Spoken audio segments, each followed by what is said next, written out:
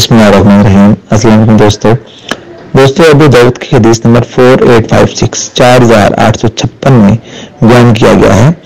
कि हज़रत अबू हुरैरा रज़ियल्लाहु अन्हु रिवायत करते हैं कि नबी करीम सल्लल्लाहु अलैहि वसल्लम ने फरमाया कि जो शख्स किसी जगह या मजलिस में बैठा हो और इसमें इसने अल्लाह का जिक्र ना किया हो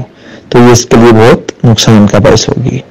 और जो कोई किसी जगह लेटा हो और इसमें इसने अल्लाह का जिक्र ना किया हो तो इसके लिए अल्लाह की तरफ से बहुत नुकसान का बायस होगी। इस हदीस का मतलब यह है कि अगर आप किसी मजलिस में चाहे ज्यादा देर के लिए बैठते हैं या थोड़ी देर के लिए बैठते हैं तो कोशिश करें कि मजलिस का इख्तिताम या इब्तिदा या इसके दरमियान में अल्लाह का जिक्र जरूर किया जाए। और अगर आप कहीं अकेले लेटे हुए हैं तो लेटे हुए भी अगर आप किसी सोच में किसी बात में खोए हुए हैं तो उठने से पहले या लेटे लेटे अल्लाह का जिक्र जरूर करें। अल्लाह ताला ने इंसान को मौके दिए हैं कि अक्सर औकात और इंसान को अंगड़ाई आती है या जमाई आती है तो वो इंसान मुंह पे हाथ रख के अल्लाह का जिक्र अल्लाह अकबर कहते हैं, जज़ाक अल्लाह कहते हैं, किसी बात पे सुभान अल्लाह कहता है। तो अल्लाह ताला तो वैसे ही बहाने ढूंढते हैं इंसान की